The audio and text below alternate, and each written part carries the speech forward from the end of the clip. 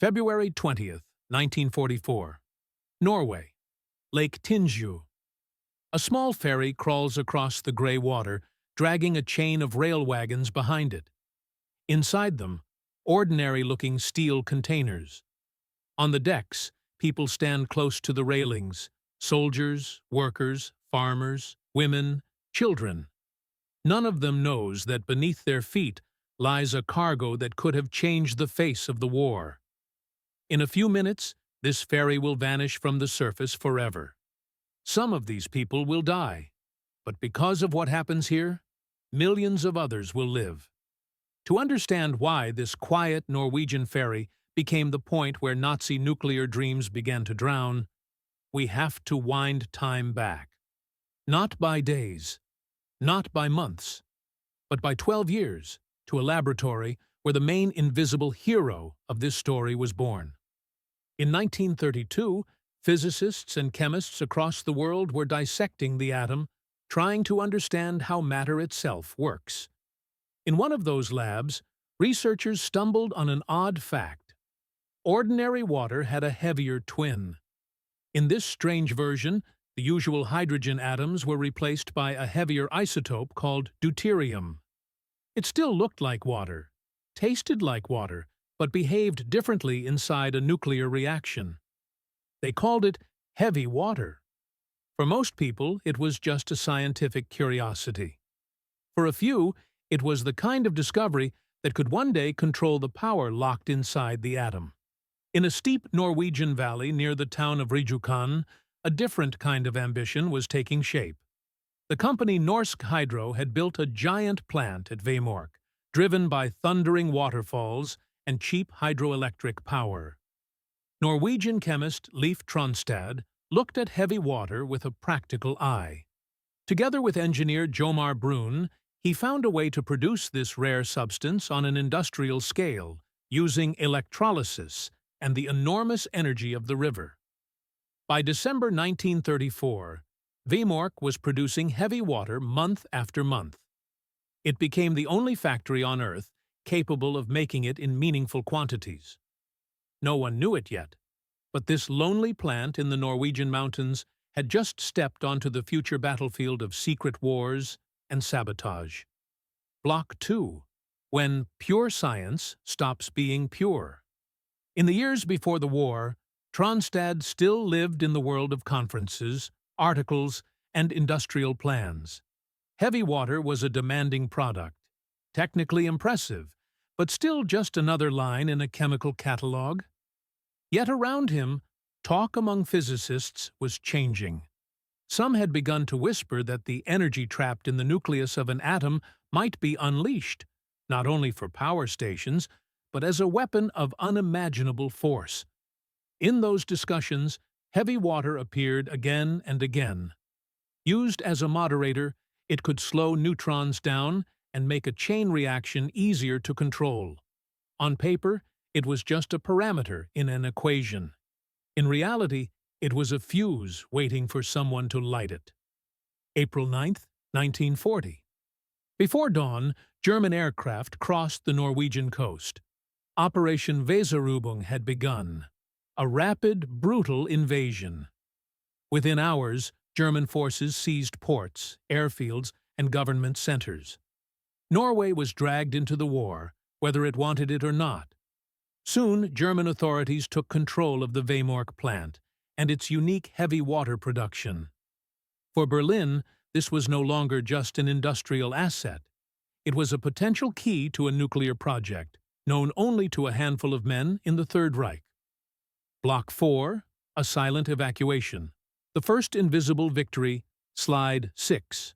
Map of Europe with a route: Oslo, Perth, Scotland, Paris, Bordeaux, Falmouth. Even before Norway was fully crushed, a quiet race had already started. Both Germany and France had approached Norsk Hydro, trying to buy the heavy water that had been produced so far. The Norwegians understood enough to be afraid. They might not know every detail of nuclear physics, but they knew that such interest in such a rare substance during wartime could not be innocent. So a decision was made behind closed doors. The existing stock of heavy water was secretly transferred to France. When France later collapsed, this liquid cargo was moved again, from Oslo to Perth in Scotland, then to Paris, then Bordeaux, and finally to the British port of Falmouth. In total, the Allies managed to save roughly 40-odd gallons of heavy water, essentially the entire world's stock at that time.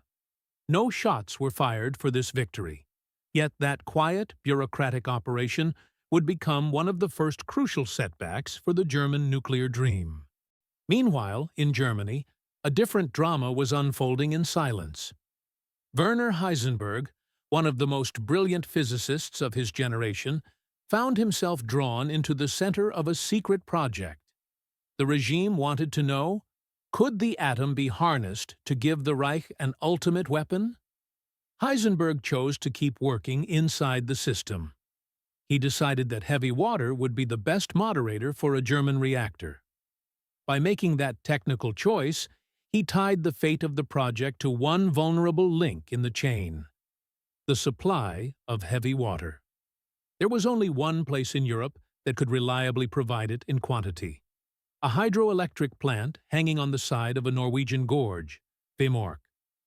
By the spring of 1942, the picture in London had become far more disturbing.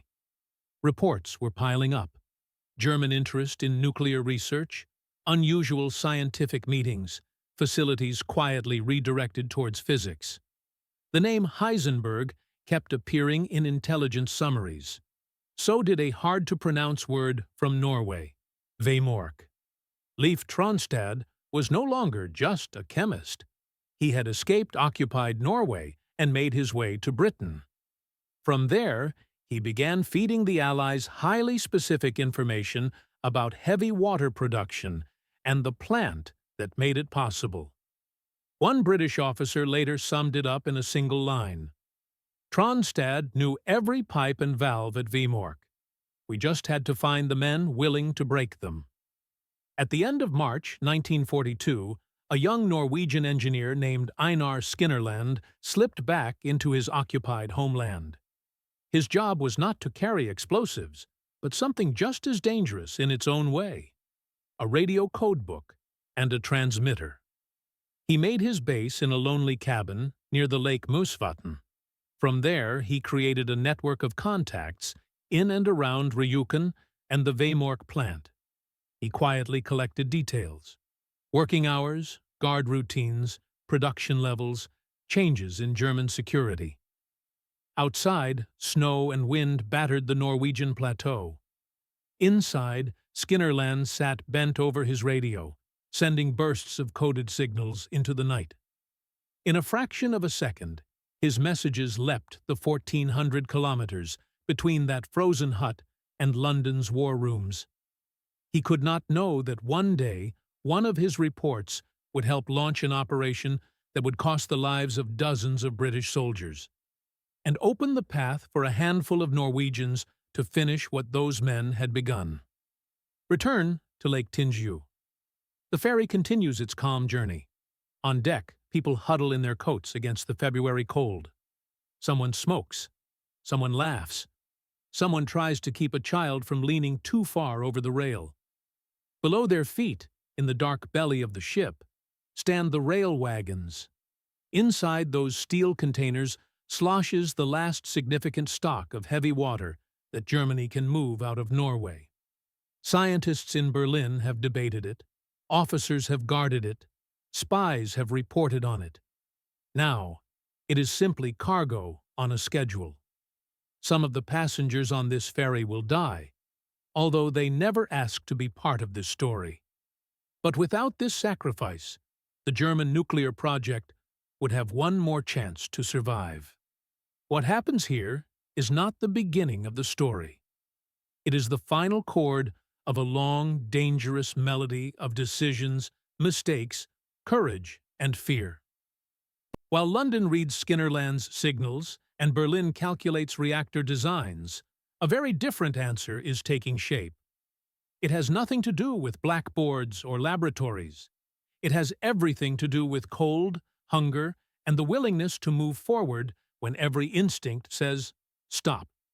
High on the Hardanger Vida Plateau, among snow and rock, soon 11 shadows in white camouflage will appear.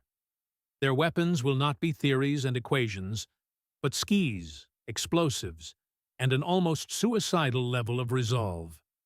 But before they come, there will be another attempt to destroy Vemork. Bigger, louder, and far more tragic. An operation that would almost be swallowed by history, if not for what came after. On the night of November 19th, 1942, two heavy British gliders rose into the air, towed behind Halifax bombers. Inside sat 34 carefully trained sappers, prepared for a daring raid on the Vemork plant. They believed they were flying towards a dangerous mission with a chance of success. They did not know that storms, bad luck, and a merciless order from Berlin would turn their operation into a catastrophe. Their failure will clear the stage. Their deaths will force the Allies to try a different kind of solution, one that depends not on dozens of men and heavy aircraft, but on a small group of Norwegians moving quietly through snow and darkness. That solution will earn a name: Operation Gunnerside. November 20th, 1942.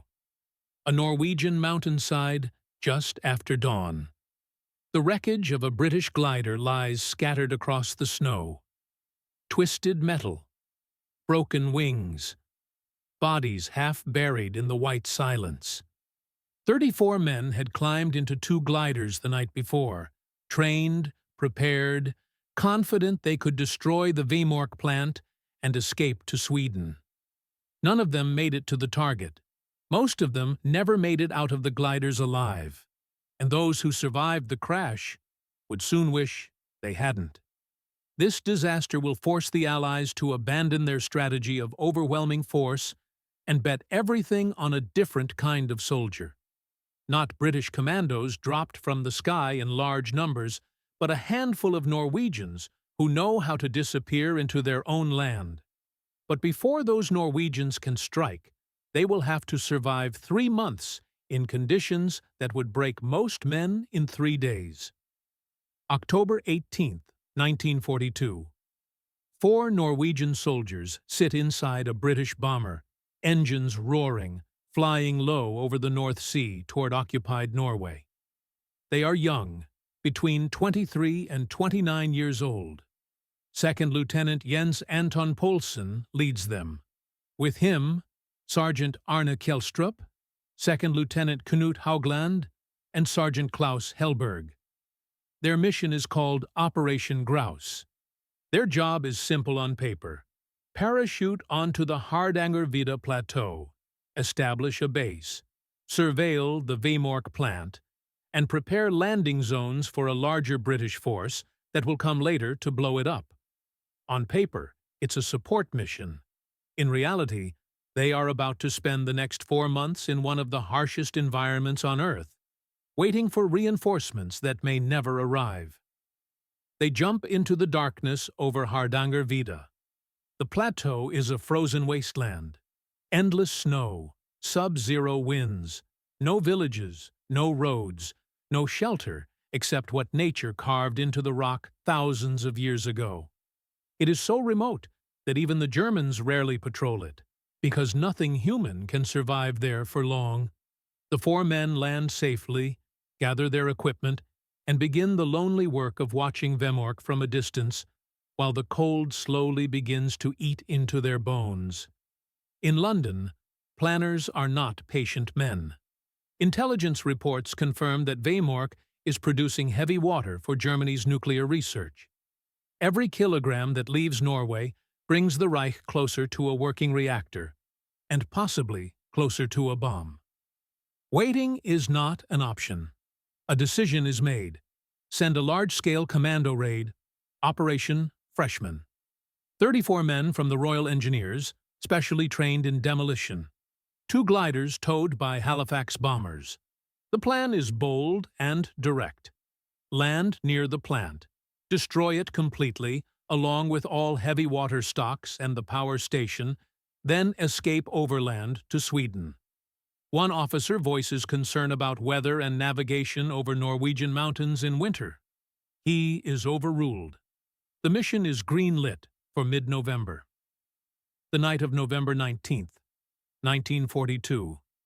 Two Halifax bombers lift off from Scotland, each towing a Horsa glider packed with soldiers and explosives. The weather forecast is marginal, but the window is closing. If they wait, winter storms will make the mission impossible. They fly into hell. Thick cloud, ice forming on the wings, navigation instruments failing in the cold. The pilots cannot see the ground, cannot confirm their position, cannot find the landing zone that the grouse team has prepared. The first glider's tow rope snaps in the turbulence. The glider goes down hard, crashing into a mountainside. Several men die on impact. The rest, injured and freezing, are found by German patrols within hours. The second Halifax, struggling with ice and zero visibility, slams into a mountain. The aircraft and everyone aboard are killed instantly. The second glider, cut loose in desperation, crash lands in a different valley. Most of its occupants survive the crash, but they are far from the target, injured and deep in enemy territory. Within 24 hours, German forces have captured all surviving British soldiers. They are interrogated. Then, under Hitler's commando order, which decrees that all captured special forces are to be executed without trial, they are taken into the woods in small groups and shot. 41 British soldiers dead. 0 damage to Vemork. The entire operation is a catastrophe. High on the plateau, the grouse team picks up fragmented radio signals. They hear that something has gone wrong. Then they hear that the British mission has been destroyed. Then silence. Poulsen and his men sit in their freezing hut, staring at the radio. They had been the advance team, the guides, the ones preparing the ground. Now there is no one coming. No reinforcements. No heavy firepower. No extraction plan. They are alone on a frozen plateau in the middle of occupied Norway, with Germans now on high alert and winter closing in like a fist. One of them later recalled, "We did not speak much that night. What was there to say? 41 men were dead, and we were still alive. For the moment." The grouse team does not retreat. They stay on the plateau, living in stone hunting cabins barely large enough to lie down in. The temperature drops to 20–30 degrees below zero. Food runs out. They survive on moss, on lichens scraped from rocks, on the occasional reindeer they manage to hunt with precious bullets they cannot afford to waste. Hunger becomes constant. Cold becomes normal. Isolation becomes madness, unless you fight it every single day. They maintain radio contact with London, sending weather reports and intelligence on German activity at Vemork. But mostly, they just survive, week after week, month after month, waiting for orders that do not come. December passes. January passes. By February, they have been alone in the mountains for nearly 4 months. The night of February 16th, 1943. A new team of 6 Norwegian Commandos sits inside a British bomber, flying the same route the grouse team took 4 months earlier. This time, the mission has a different name: Operation Gunnerside. Leading them is 2nd Lieutenant Joachim Runeberg, only 23 years old, but already a veteran of sabotage training in Britain. With him, 2nd Lieutenant Knut Haukelid, 31, calm and experienced. Sergeant Frederick Kaiser, explosives expert. 2nd Lieutenant Casper Eidland, sabotage specialist. Sergeant Hans Storhaug, marksman and mountain soldier. Sergeant Birger Strömsheim, senior demolitions man. Each of them wears a British uniform beneath white snow camouflage. If they are captured, London hopes the Germans will treat them as soldiers, not execute them as spies or saboteurs. After what happened to the freshman team, no one believes that hope very strongly. They jump into the frozen night. The drop is scattered. They land several kilometers from the planned zone in deep snow and total darkness. It takes them hours just to find each other and gather their equipment containers. For the next 5 days, they ski across the plateau, searching for the grouse team. They do not know if Grouse is still alive. They do not know if the rendezvous location is compromised. They only know that without Grouse's local knowledge and reconnaissance, their mission will be nearly impossible. February 23, 1943. After 5 days of searching, the two teams finally meet in a remote stone hut on the plateau.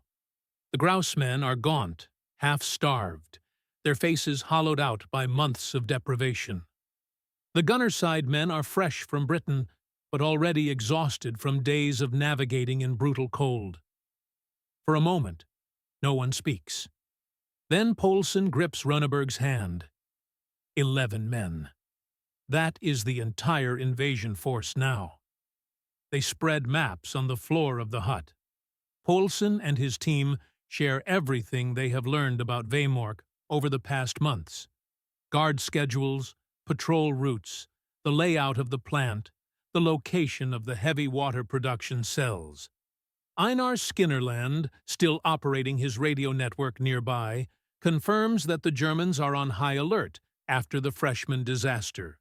But they do not expect another attempt so soon. Runneberg makes the decision. They will attack in 4 days. 11 men against a fortified industrial plant, protected by German guards, minefields, floodlights, and a 200-meter gorge. No air support, no heavy weapons, no backup plan if things go wrong. Runneberg knows the odds. He also knows that if they fail, there will be no third attempt. The window is closing. Every month Vemork operates, Germany gets closer to a functional nuclear reactor. He shortens the plan. They will not try to destroy the entire plant. Too risky, too loud. They will go for the heart, the electrolysis cells where heavy water is concentrated. Destroy those, and production stops for months. They will go in quietly. They will go in fast. And if they are caught, they have been told not to expect mercy. 4 days from now, on the night of February 27th, 11 shadows in white will descend into the gorge below that factory. Most military strategists would call what they are about to attempt suicide. Most historians will later call it one of the greatest commando raids of the war. But right now, in a freezing hut on the Hardangervidda Plateau, they are just 11 cold, hungry men staring at a map, knowing that in 96 hours they will either be dead, captured, or they will have struck a blow that changes the course of history. One of them will later be asked what he felt in that moment. He answered simply, "I felt tired, and I wanted it to be over." February 28, 1943, 12:03 a.m. A massive explosion rips through the basement of the Vemork heavy water plant. Windows shatter. Steel containers rupture. Over 1,000 pounds of heavy water, Germany's entire strategic reserve in Norway, pours across the concrete floor and drains into the earth. The blast lasts less than 2 seconds, but the decision that made it possible was measured in heartbeats. 30 seconds earlier, a 23-year-old Norwegian lieutenant named Joachim Runneberg stood in that basement, staring at the fuse he had just lit. The original plan called for a 2-minute delay, enough time for the entire team to evacuate safely. He cut it to 30 seconds. That choice saved his men. It also changed the war. To understand why he made that decision, we need to go back 4 days, to the moment when 11 men looked at a map and realized they were about to attempt something most people would call impossible. February 23rd, 1943. Inside a freezing stone hut on the Hardangervidda Plateau, 11 men study every detail of their target. Jens Anton Poulsen's team has spent months watching Vemork from a distance, mapping guard rotations, counting patrols, noting every weakness. Runneberg listens carefully. The factory sits on the edge of a gorge, 200 meters above the valley floor. The Germans believe this makes it nearly unassailable. Any attack would have to come across the suspension bridge, which is heavily guarded, mined, and floodlit at night. But Poulsen has found another way. A steep, ice-covered path down into the gorge, then up the other side through a drainage gully that leads directly to the factory's basement level. It is brutal, exhausting, and dangerous, but it bypasses every German checkpoint. Runneberg divides his force into two groups. A covering party of 5 men, led by Knut Haukelid, will position themselves to stop any German reinforcements. A demolition party of 4 men, Runneberg, Frederick Kaiser, Caspar Edlund, and Birger Strömsheim, will enter the building, place the charges, and blow the heavy water production cells. Simple on paper, suicidal in practice. Runneberg knows the odds. If they are detected before reaching the basement, German guards will cut them down before they can set the charges. If the charges fail to detonate, the mission is over and Germany keeps its heavy water. If the fuses are too long, guards will have time to find and disarm the explosives. Every second will matter. Every sound will matter. One mistake, and 11 men die for nothing. The night of February 27th, 1943. Just after nightfall, the 11-man team leaves their hiding place and begins the approach to Vemork. They are dressed entirely in white winter camouflage over British uniforms. Each man carries weapons, explosives, and the knowledge that if they are captured, the commando order means execution. They ski across the plateau in complete silence. No lights, no voices, just the hiss of skis on snow and the wind cutting through the darkness. By 8 p.m., they reach the edge of the gorge. Below them, the Vemork plant glows with electric light, a surreal industrial fortress carved into the side of a mountain. Guard towers, floodlights, fences, and somewhere in the basement, 18 steel containers holding the liquid that could power a German nuclear reactor. Runneberg gives the signal. They begin the descent. The path down into the gorge is a nightmare. Ice-covered rocks, sheer drops, frozen waterfalls. The men move in near-total darkness, clinging to whatever handholds they can find, trying not to dislodge stones that would clatter down into the gorge and alert the guards above. One slip means death. One sound means discovery. They descend in silence, breath steaming in the freezing air, hearts pounding. At the bottom of the gorge, they cross the frozen river and begin the climb up the other side. Just as brutal, just as slow. By the time they reach the factory level, they are exhausted, soaked in sweat despite the cold, and still hours away from the target. Just after midnight, the team reaches the outer perimeter of the plant. They move through shadows, avoiding pools of light from the guard towers. German soldiers patrol the grounds, but they are relaxed. No one expects an attack from the gorge.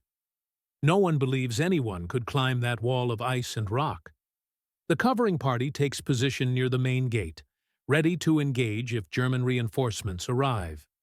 Runneberg's demolition team moves toward the basement entrance. The plan is to enter through a steel cable duct that leads directly into the heavy water production room. It is a narrow, dark tunnel barely wide enough for a man to crawl through. But when they reach it, they find the entrance locked and partially blocked. Runneberg makes a split-second decision. They will try a different route. They find a basement window. It is small, covered in frost, and only partially visible above the snow.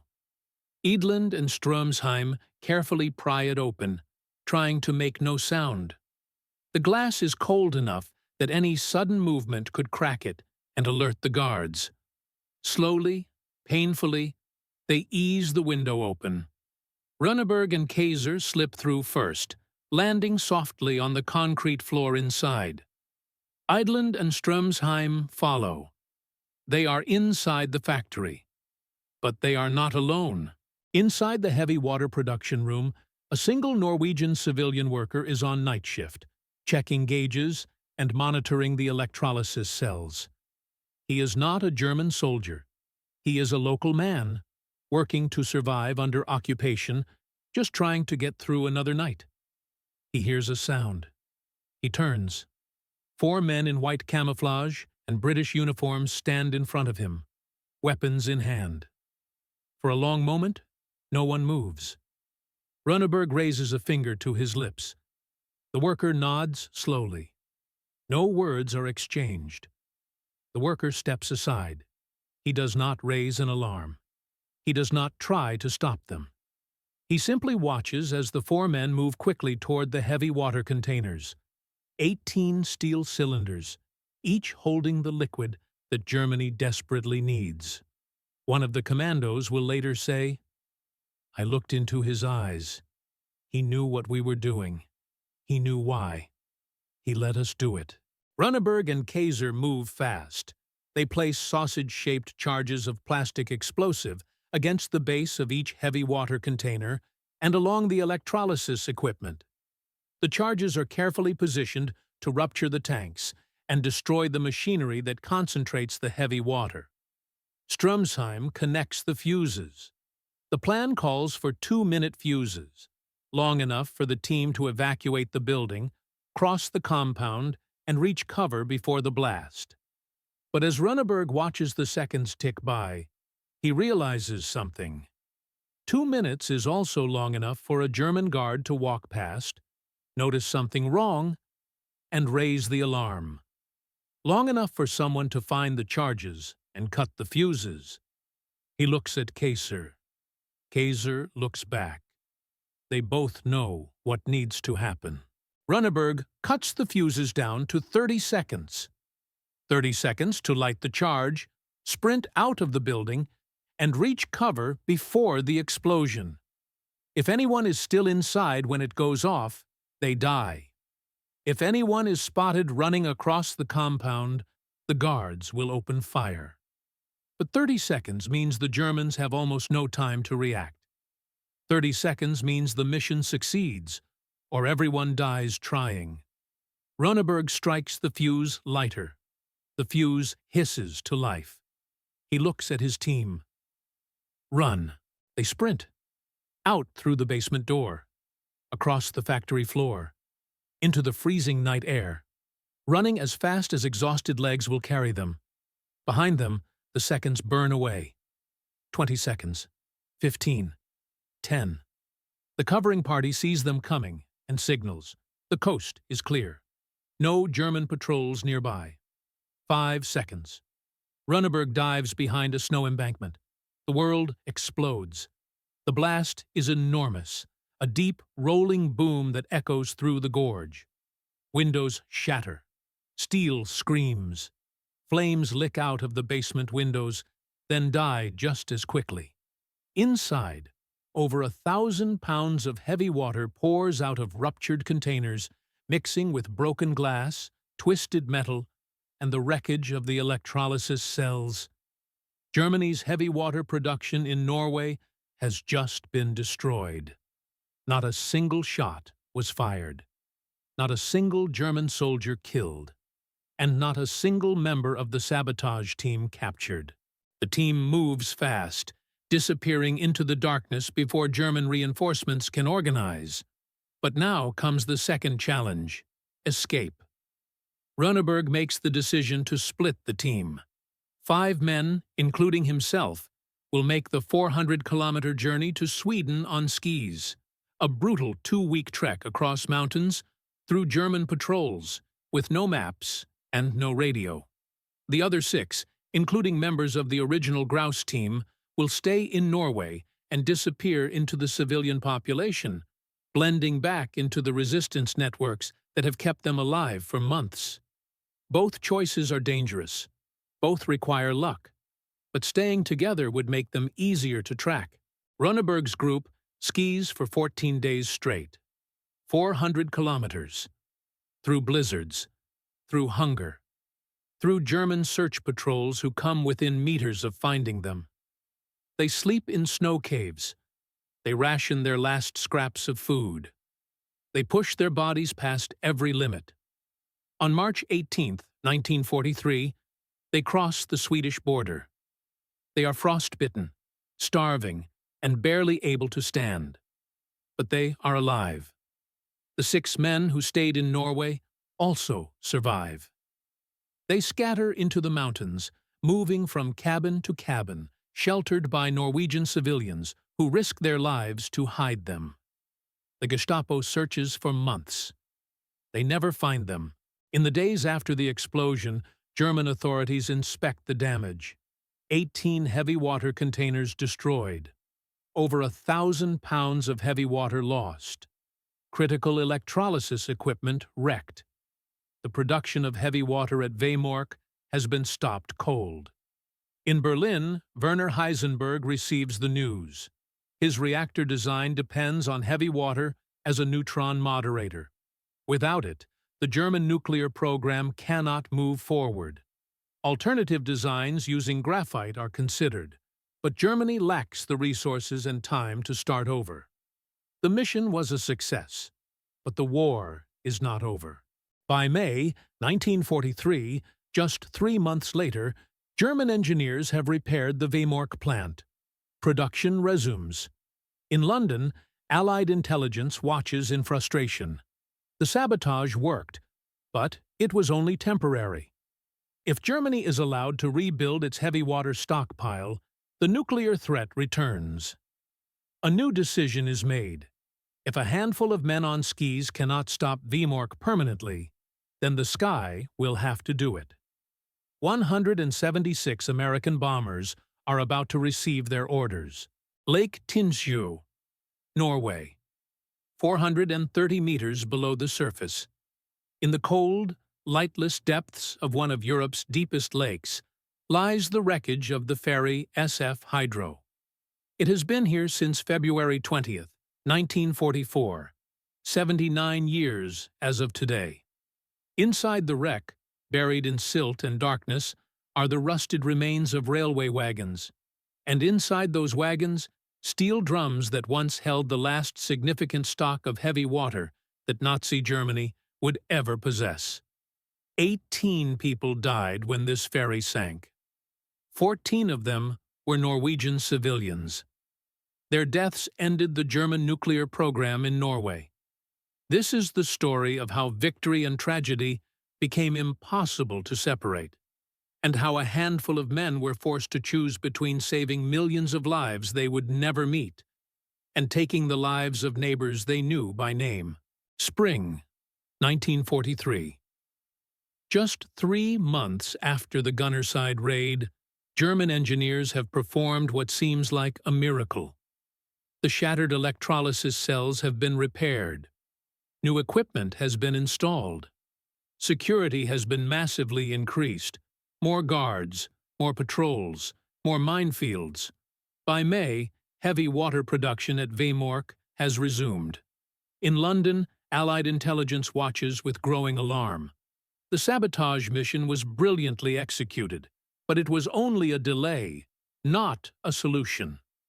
Every week the plant operates, Germany moves closer to accumulating the heavy water reserves needed for Werner Heisenberg's reactor design. A harder decision is made. If men on the ground cannot stop Vemork permanently, then the factory must be destroyed from the air. November 16, 1943. At mid-morning, the sound of aircraft engines rolls across the Norwegian mountains like distant thunder. Citizens of Ryukin look up and see a sight they will never forget. wave after wave of American bombers, more than they can count, filling the sky. 176 B-17 Flying Fortresses and B-24 Liberators have been dispatched from bases in Britain. Their target, the Vemork heavy water plant. For the next 30 minutes, the valley becomes hell on earth. The bombers release their payloads in waves. Over 1,000 bombs fall on Vemork and the surrounding area. The sound is deafening, a continuous roar of explosions that shakes the ground for kilometers. Smoke and dust rise hundreds of meters into the air. The factory is hit. The hydrogen production building is destroyed. The power station is damaged. Approximately 60 kilograms of heavy water are lost in the fires and explosions. But the bombing is not precise. Out of more than 1,000 bombs dropped, only 18 actually hit the Vemork plant itself. The rest fall across the town, into the valley, onto homes and streets where people are sheltering. When the bombers finally leave, and the smoke begins to clear, the people of Rejukan emerge to find their town transformed. 6 houses have been completely destroyed. Many more are damaged.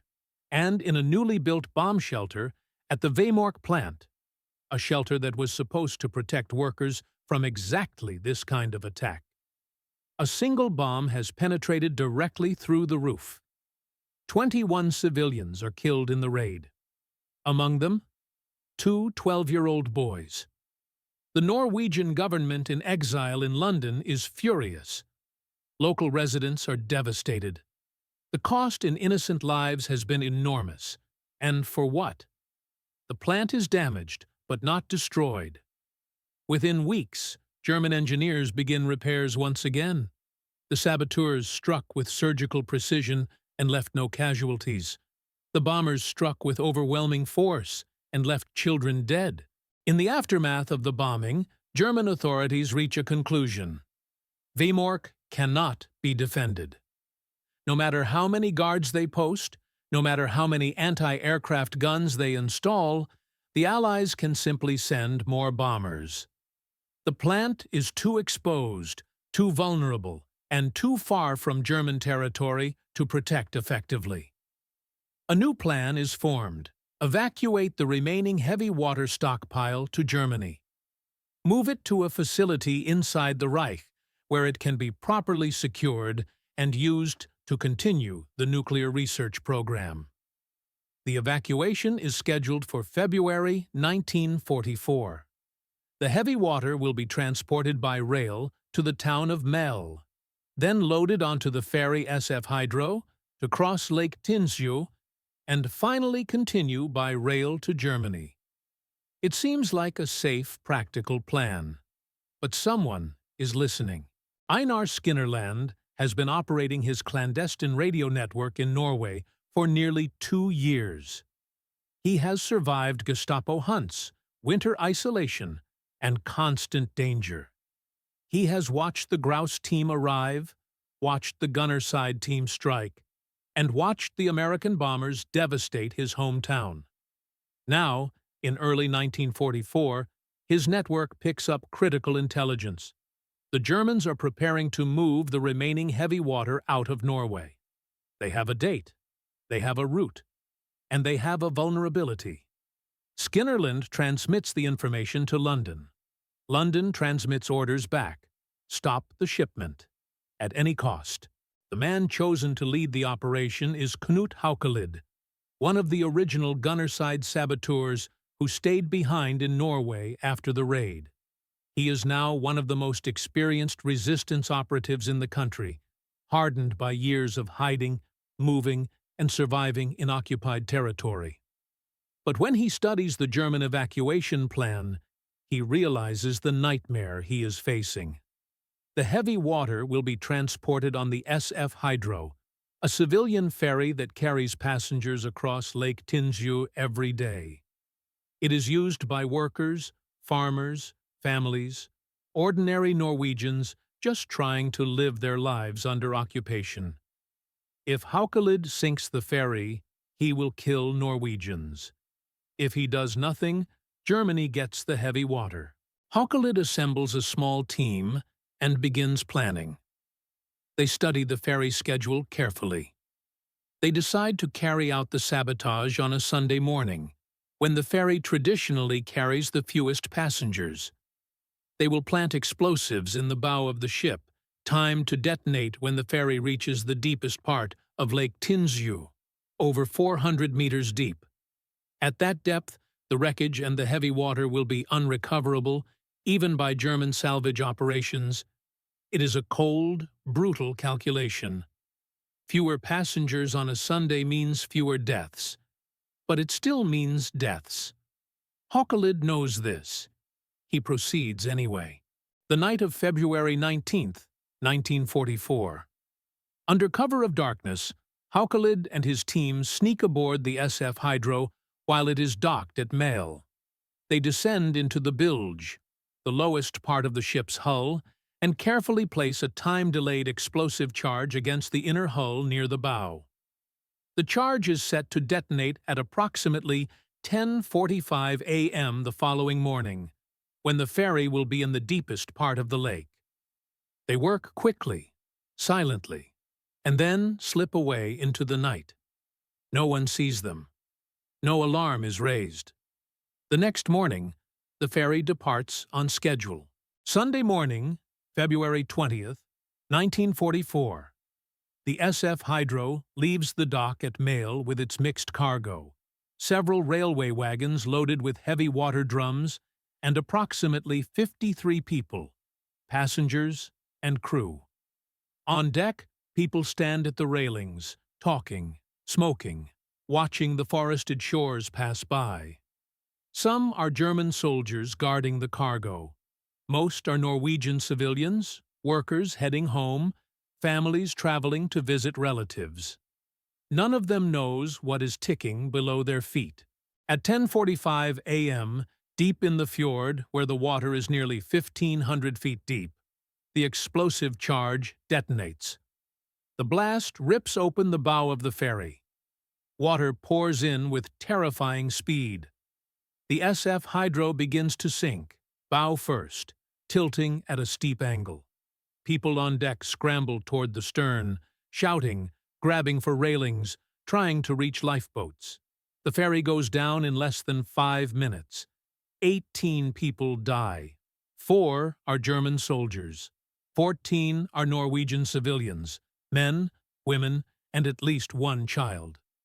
The railway wagons, still chained to the deck, slide into the depths and disappear forever, taking with them the last significant stock of heavy water that Nazi Germany will ever possess.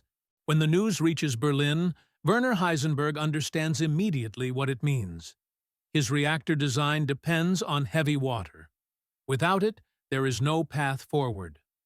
Germany has attempted to produce heavy water at other facilities, in Luna and near Munich. But these efforts have failed to reach industrial scale. The Norwegian supply is gone. The war is turning against Germany on every front. There is no time left. The German nuclear program, which once seemed within reach of creating a working reactor and possibly a bomb, quietly fades into irrelevance. Resources are diverted to more immediate weapons. Scientists are reassigned.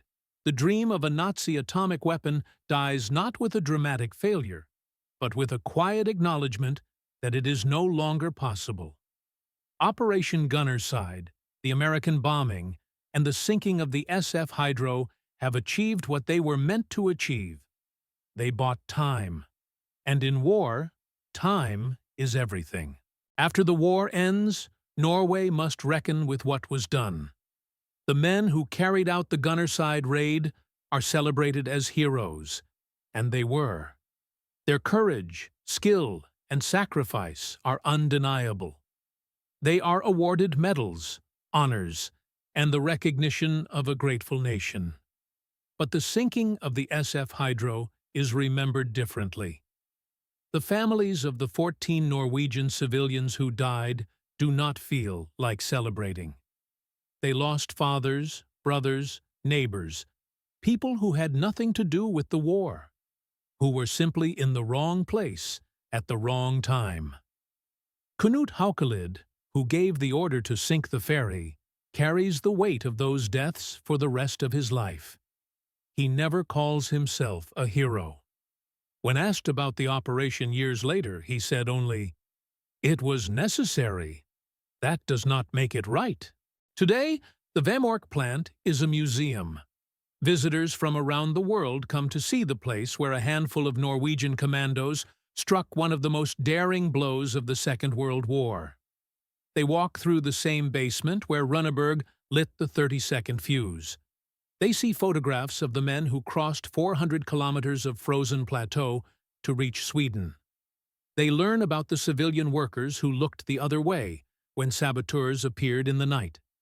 And deep below Lake Tinnsjø, the wreck of the SF Hydro still rests in the cold darkness, a silent grave for 18 souls, and the final remnants of a nightmare that never came to pass. The story of Operation Gunnerside is not a simple story of good versus evil. It is a story of impossible choices, of courage mixed with sorrow, of victories that carry the weight of loss.